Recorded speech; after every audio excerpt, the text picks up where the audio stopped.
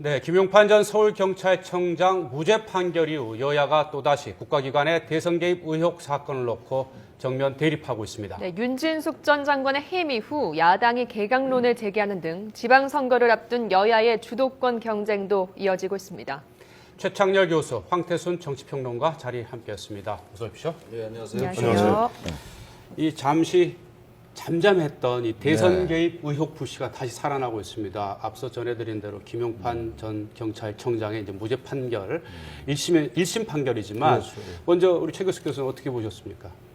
그야말로 재판부의 판단이고 1심밖에 안 끝난 거니까 우리가 뭐 함부로 예단할 수 없고 평론하는 게 적절한지 모르겠어요. 그러나 분명한 것은 이 11월 16일 날 중간 수사 결과 발표가 나중에 허위로 밝혀진 건 전 팩트라고 알고 있는데 네.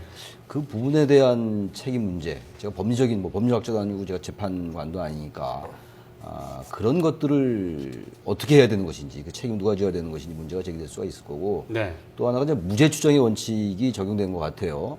물증과 심증의 차원에서 물증이 나타나지 않았다는 거 아니겠습니까? 그리고 물증이 없다 보니까 이제 양쪽의 진술에만 의존했던 것 같은데, 권은희 전 수석과장이죠. 수석경찰서 과장의 네. 말보다는 경찰에 있는 분들의 말이 일치한다. 이쪽은 일치하고 있고 일치하지 않는다. 그렇기 때문에 합리적으로 이쪽을 믿을 근거가 없다라는 게 배척을 해버린 논거가 배척한 거라고 네. 그러죠. 논거인 것 같은데 일반적으로 이제 권은희 과장의 경우를 우리 내부 고발자라고 그러지 않습니까? 공익 제보자라고 그러는데 그럴 경우에는 대체로 이쪽에 현재 직무적으로 조직적으로 같이 일치된 사람들보다는 내부 고발자 말들이 좀 일반적으로 받아들여진 걸로 알고 있었는데 그런 점이 좀 의아한 게 있고요. 또 네. 하나를 좀 지적하고자 한다면은 재판관이 그런 얘기 했어요. 어쨌든 시기나 내용 이런 것들이 좀 아쉽다라고 얘기했는데 그 아쉽다라는 게 대단히 비법률적 용어거든요. 네. 왜 아쉬운지를 법률적으로 판단하지 않았다라는 거 이런 것들이 네. 지금 야당의 비판을 불러일으키는 요인이 아닌가 생각됩니다. 네.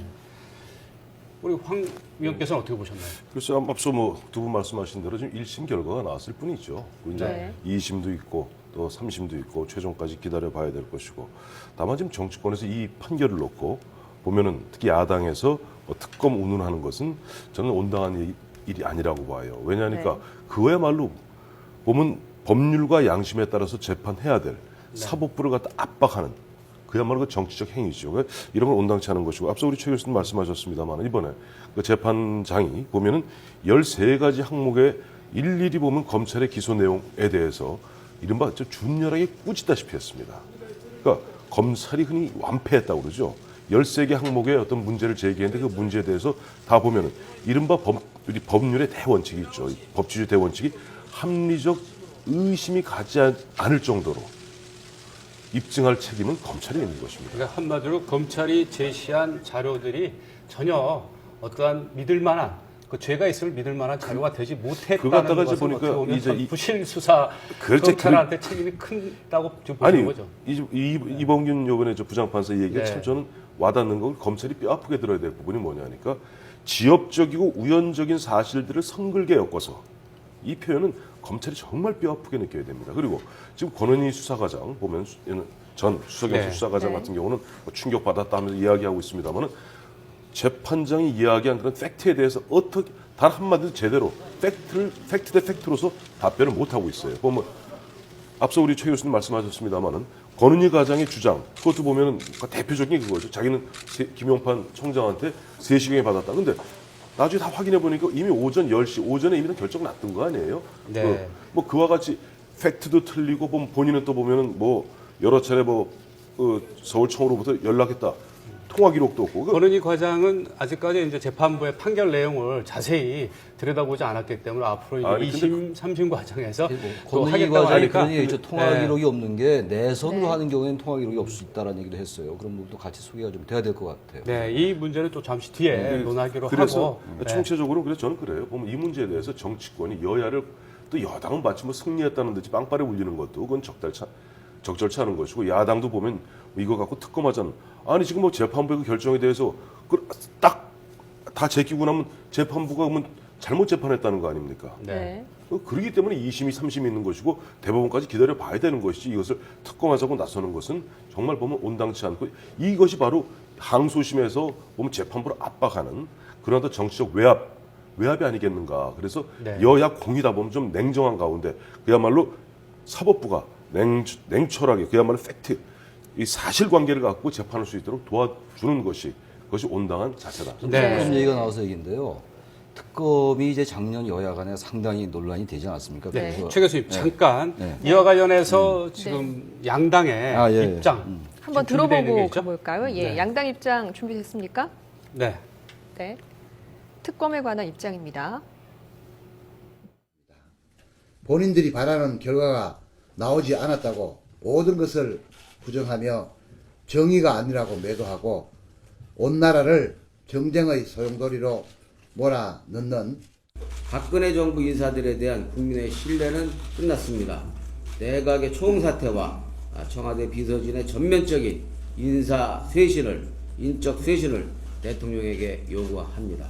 이를 두고 정치적 판결 운운하면 다시 특검을 거론하는 것은 매우 부적절합니다. 민주당이 이 사건을 정치적으로 이용하며 정부와 여당을 공격하기 위한 자료로 삼았다는 것을 여실히 보여주는 모습입니다. 민주당으로서도 강력한 투쟁과 국회에 관한 국회 의사일정 관련된 강력한 문제 제기를 하지 않을 수 없습니다. 다시 한번. 네, 여야의 입장 들어봤듯이요. 지금 야당에서는 다시 이제 특검 도입을 주장하고 있고, 뭐 새누리당 측에서는 오히려 대국민 사과를 해야 된다 이렇게 지금 하고 있습니다.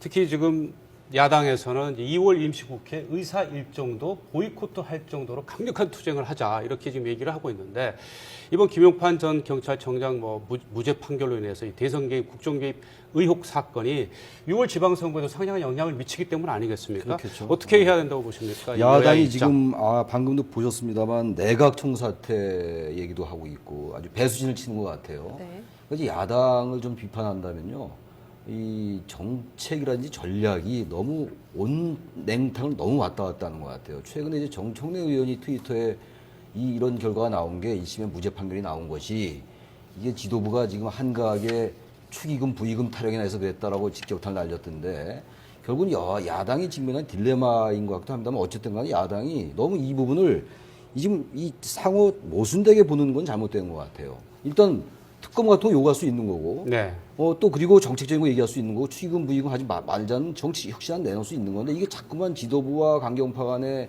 갈등을 미치는 게 잘못됐다고 일단 보고 그 부분 하나 언급하고 싶고 또 하나 특검 문제인데요. 전 특검을 요구하는 건 저는 온당하다고 봅니다, 민주당이. 네. 왜 그러냐면요. 이건 뭐 야권의 입장에서 볼 때는 정치 전략이니까 그건 그들만의 문제라고 치고 네. 지난번에 국정원 개혁 특위와 특검이 양특위였어요. 그래서 그렇죠. 특검이 거의 물 건너 갔던 거 아니었겠습니까? 그래서 사실 저는 의아했던 게 특검이 잠수하는 건 좋고 그리고 또 하나는 국가기관 등 대선 개입 의혹이 너무 이제 새해 들어서 지방선거 쪽으로 많이 이제 이슈가 하다 보니까 많이 이제 잠수했는데 어쨌든 논건 이런 겁니다. 제가 특검을 주장한 논건은 기본적으로 우리가 얘기했던 것 중에 하나가 김진태 검찰총장이 취임하면서 최동욱 전 총장의 개인정보 유출 같은 것들이 아마 특검 도입 여부에 하나의 단초가 될 거다라는 얘기들 많이들 했던 걸 저는 기억하는데 지금 개인정보 유출 문제도 최동욱 총장 건 얘기입니다. 별 수사가 미진하고요. 지금 아까 말씀하신 게 검찰 준엄하게 질타한다고 그러지 않았습니까? 검찰이 상당히 이번에 어쨌든 공소 유지하는데 상당히 그 미진했다는 그 반증이란 말이죠. 그렇다면은 특별검사를 통해가지고 이분을 얘기하는 게 왜 이렇게 정치적인 거냐. 저는 그렇게 생각해요. 알겠습니다. 민주당은 이제 정치적으로 공세적 쳐서 얘기합니다만 저는 그런 면에서 특검 도입하는 것이 여당도 좀 전향적으로 생각할 필요가 있다라는 생각을 좀 해요. 네. 특검이라는 것이 뭐 삼권을 위배하는 거 아니죠. 사법부의 판단을 뭐 네. 압박한다 그런 것도 좀 논리적으로 좀 이게 좀 비약이 있는 거 아니냐 저는 이런 생각이 좀 듭니다. 네. 네. 뭐 야당에서는 방금 말씀하신 것처럼 뭐 특검 당연히 도입할 수 있다 이렇게 우리 최 교수께서 지적을 했고요. 또 지난해 12월에 여야끼리 뭐 이 특검의 시기와 범위에 대해서 논의한다는 뭐 합의를 한 걸 가지고 지금 민주당 측에서는 특검을 요구하고 있는데 새누리당은 전혀 정치적인 공세일 뿐이라고 일축을 하고 있어요. 어떻게 보십니까? 이 누가 보더라도 그 재판부에서 나온 그 재판 무죄 판결 1심 무죄 판결을 놓고 몸 특검 얘기 운운하는 것 그야말로 정략적 발상이고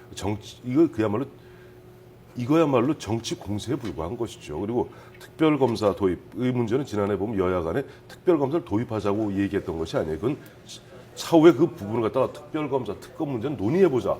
그 정도 선에서 여야가 합의됐던 것이지 거기서 뭐 특검을 갖다 도입하겠다고 여야가 합의한 것은 아닙니다. 그리고 이 부분에 있어서 그래 야당 같은 경우는 지금 민주당에서 거듭 말씀드리지만은 지금 일심 놓고 아까 그 최경환 원내대표, 새누리당 원내대표 말에 참 보면 공감이 가네요. 뭐냐니까 자기 입맛에 맞지 않는 그런 판결이 나왔다고 그래서 당장 그것이 재판부 자체를 갖다가 흔든다면은 그야말로 상권 분립을 갖다 대원칙으로 하는 민주주의의 어떤 반민주적 그런 발상이 아닌가.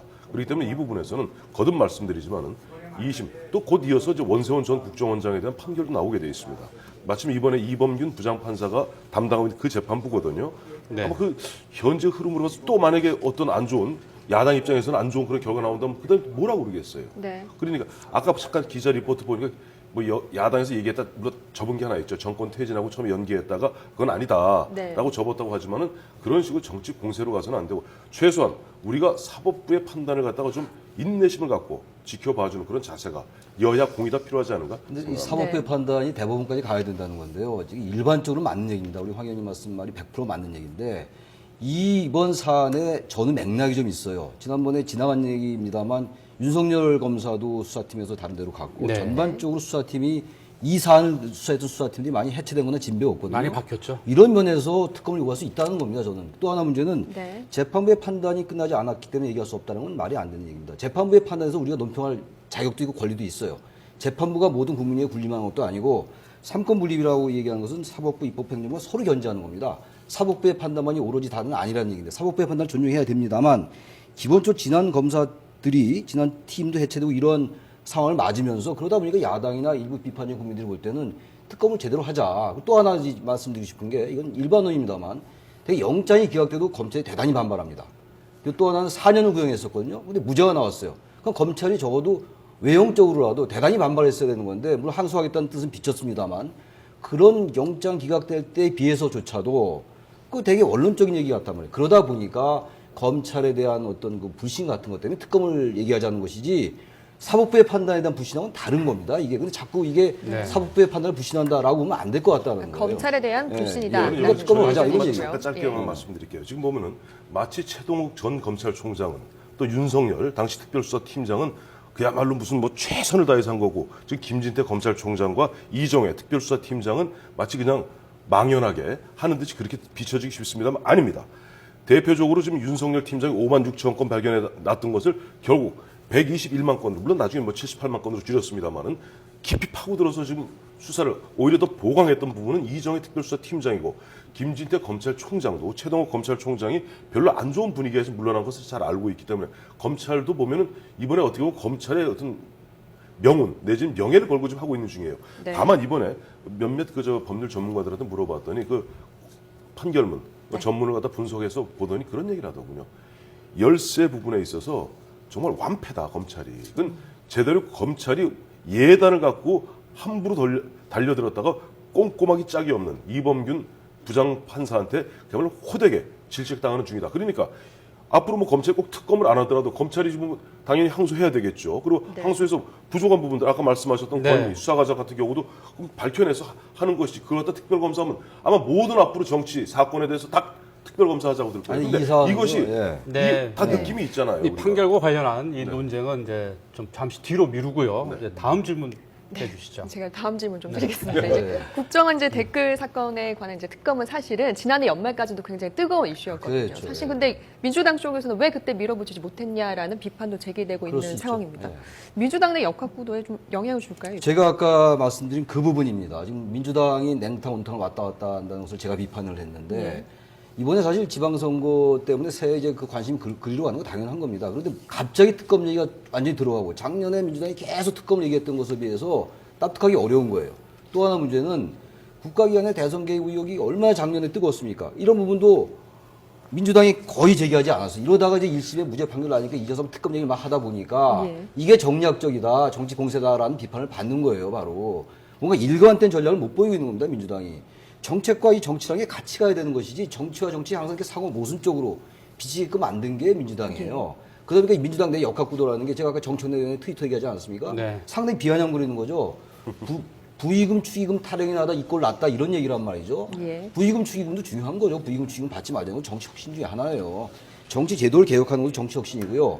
또 여러 가지 무슨 요새 요즘 얘기하고 있는 그 안철수 신당에서 얘기하고 있는 뭐 소선거제를 개혁화 이런 것도 중요한 정치 제도를 보완하는 문제일 수 있단 말이죠. 네. 근데 이러다 보니까 민주당 지도부와 강경파고 이른바 강경파, 뭐 얘기하는 사람에 따라서 강경파라는 용어를 잘 받아들이기 어려운 사람도 있습니다만 항상 충돌하는 것처럼 보이니까 민주당의 지지도가 잘 안 오는 거예요. 네. 뭔가 이 양쪽을 항상 일관되게 가는 전략이 대단히 필요할 것 같아요, 민주당으로서. 네, 오락가락했던 이 민주당의 전략. 이게 오락가락할 네. 수밖에 없는 게 지금 김한길 대표는 연초에 들어서 6.4 지방선거를 앞두고 이른바 좌경 왼쪽으로 흘러서는 안 된다. 그러다 보니까 우클릭하고 있지 않습니까? 그렇죠. 대표적인 것이 햇볕 정책 2.0이라고 그러죠. 햇볕 정책 2.0으로 그야말로 민주당 내에서는 어떻게 금기시되어 있는 그런 햇볕 정책에 대해서 약간 좀 비판적 입장을 취하면서 좀 새로 개선해야 되는 것 아니냐 하다 보니까 강경파들, 앞서 우리 최 교수님 말씀하셨던 강경파들 입장에서는 굉장히 못마땅하던 차에 이번 이 사건이 터지니까 아까 그 정청래 네. 의원 같이 그야말로 비꼬듯이 비아냥거리듯이 당 지도부를 갖다 흔한히 들이받는다 그러죠. 근데 네. 그러한 모습들이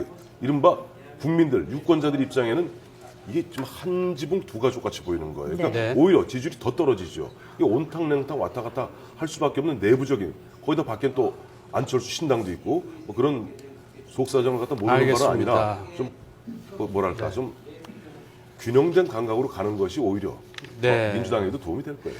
뭐 네. 김한길 대표라든지 민주당 지도부는 좀 판결에 대해서 낙관을 하다 보니까 이 특검에 대해서 더 강력하게 주장을 안 하다 보니까 이제 좀 더 내용을 겪고 있는 것 같은데, 자 지난주에 또 가장 재미있었던 게 아니고 또 가장 그 정치권의 큰 소식이 윤진숙 해양수산부 장관의 전격 해임 아니겠습니까?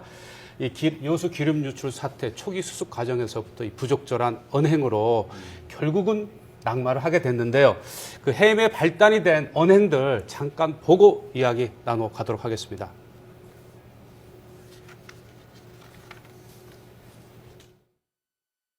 여수 기름 유출 사고 피해 주민 앞에서 코를 막은 해양수산부 장관. 네. 네. 자, 이 윤진숙 해양수산부 장관이 이제 전격 낙마하게 됨에 따라 정치권에서는 개각설이 다시 또 불거지고 있습니다. 지난 연말에 뭐 현호석 경제부총리도 또 실언을 올 초에 크게 잘못해가지고 국민들로부터 지탄을 받고 있는데 6.4 지방선거 앞두고 이 개각설이 정치권에서 물이 있고 있는데 청와대 측에서도 또 입장 정리하기가 쉽지 않을 것 같은데 먼저 우리 황 의원께서는 어떻게 보십니까? 청와대에서는 가급적 윤진숙 해수부 장관의 어떤 경질로서 마감하려고 들 거예요. 왜냐하니까 예. 뭐 중폭이 됐든 대폭이 됐든 개각을 하게 되면 3월, 4월 경에는 뭘 해야 되냐니까 인사청문회를 해야 됩니다. 네. 국회에서 인사청문회 하게 되면 앞서 말씀하신 대로 현호석 부총리 같은 경우도 국민들 가슴에 어떤 대못을 치는 그런 아주 실언을 하지 않았습니까? 거기다 네.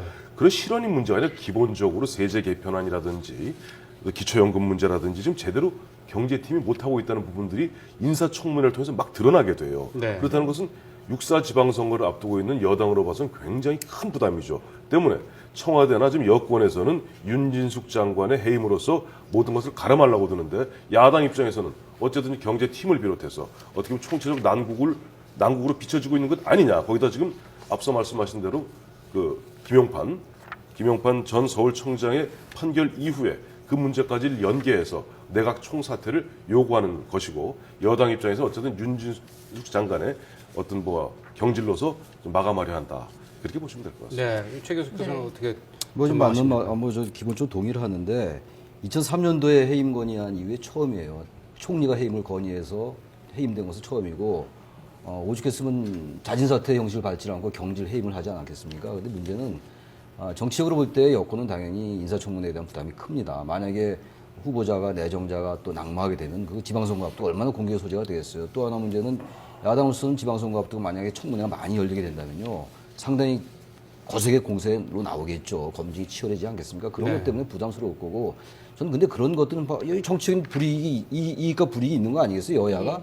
근데 어쨌든 이런 개각 요인이 발생했기 때문에 저는 여권도 이거 정면 돌파하는 것도 저는 하나의 방법이라고 봐요. 너무 이렇게 도식적으로 인사청문회에서 낙마하면은 지방선거에 악영향이 미치니까 하지 말라는 소극적인 걸 떠나서 네. 몇 명의 장관은 사실 계속 거론됐던 거 있었잖아요. 네. 그렇다면 이런 것들도 여론의 향배에 따라서 국민의 민심이 그렇다면 과감하게 소폭 개각 정도 하는 것도 저는 오히려 정면 돌파하는 방법이 될 수 있다는 생각이 들어요. 알겠습니다. 네, 두 분이 너무 치열한 논쟁을 해주시다 보니까 시간이 너무 모자라서 네.